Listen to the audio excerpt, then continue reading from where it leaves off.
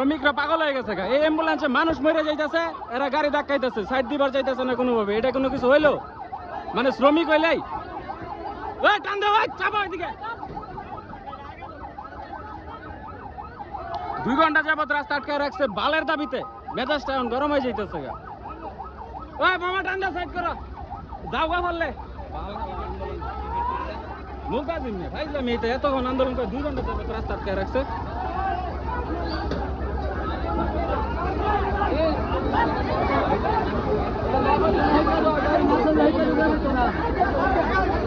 একটা অ্যাম্বুলেন্স অনেক কষ্ট করে সারা হইলো।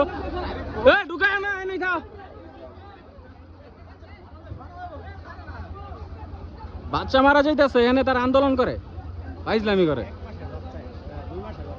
আরে বাচ্চা বড় আগে বড় একটা অ্যাম্বুলেন্সের মধ্যে অক্সিজেন লাগালে রুখে তারা সারা না।